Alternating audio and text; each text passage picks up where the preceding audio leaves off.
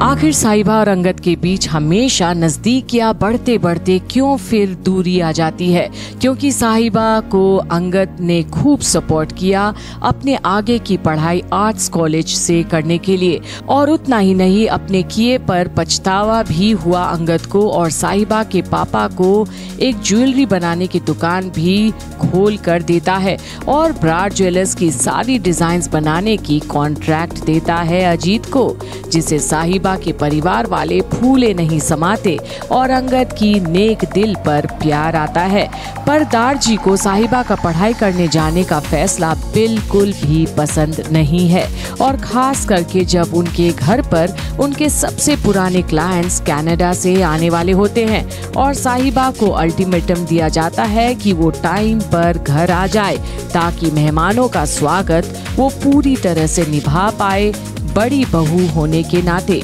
पर साहिबा के साथ ऐसा सब कुछ होता है कि ये यकीन ही नहीं होता कि साहिबा का आखिर अपने घर पहुंचना इतना मुश्किल क्यों होते जा रहा है। क्या उसी की झोली में वो सारे कांटे हैं जिसे साहिबा को ही निकालना है? और हो ना हो, जसलीन की खेली गई चाल में आखिर अंगद और साहिबा का इस कदर सबके सामने इंट्रोड्यूस होना तो लाजमी था। पर अब तो सारे हदें पार हो जाती है जब मार्क सीरत को देख दिल दे बैठता है और अपने आप को सीरत की तारीफ करने से रोक नहीं पाता और उसे छूने तक की बेशर्मी करता है परिवार के सामने। पर गैरी को कोई फर्क नहीं पड़ता,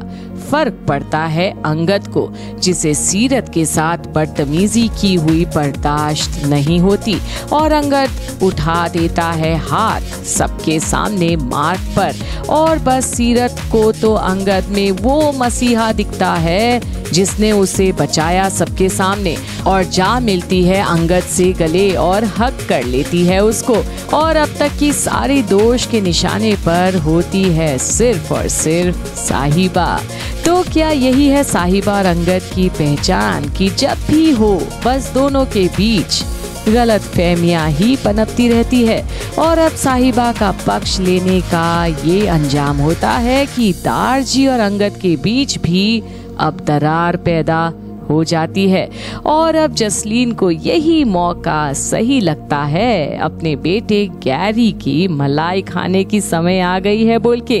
पर जसलीन आगे और कौन सा घिनौना खेल खेलेगी साहिबा और अंगद के बीच और भी फासला पैदा करने के लिए, क्योंकि उसे तो अब एक ही बात पूरी करनी है, और वो है कि सीरत साहिबा से पहले माँ बने। पर क्या सीरत कहीं अब अंगद में ज्यादा इंटरेस्टेड तो नहीं हो जाएगी?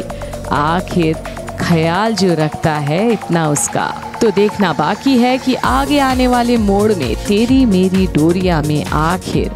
अंगद, सीरत और साहिबा के बीच में होता क्या है, और क्या वाकई में साहिबा ने अपने दारजी के खिलाफ पुलिस कंप्लेंट करवाई है, या ये भी जसलीन की एक बहुत बड़ी चाल है साहिबा को घर से ही निकालने की। देखते रहिए आगे क्या होता है।